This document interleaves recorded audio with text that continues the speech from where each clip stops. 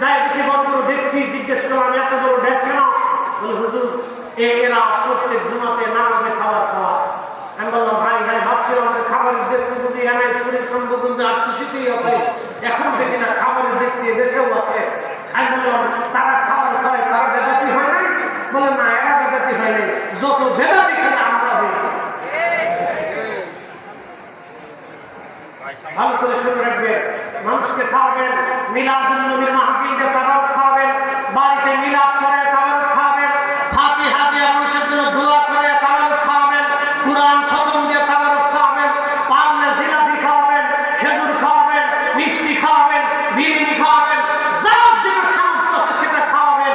খাওয়ানো নিষেধ নাই, যারা নিষেধ করবে ওরা গাদ্দার, মিথ্যাবাদী, মিথ্যাবাদী, ওরা আল্লাহ নবীকে জিজ্ঞাসা করা হয় ইয়া রাসূলুল্লাহ আইয়ুল ইসলামি খায়রুন, দ্বীনের মধ্যে উত্তম কাজ কি? নবীজি প্রথম জবাব দিলেন তুতঈমুত তাআম, মানুষকে খাওয়াও। একসাথে বলবেন না মারহাবা?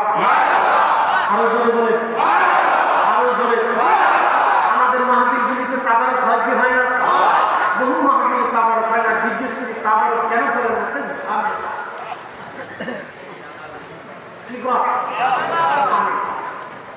ঝামেলা, সুন্নতকে ঝামেলা হয়ে গেছে। আর আমরা সুন্নত পালন করি। যা দেখলাম মালয়েশিয়ার সেই চাইনিজ মসজিদের সামনে টেবিলের উপরে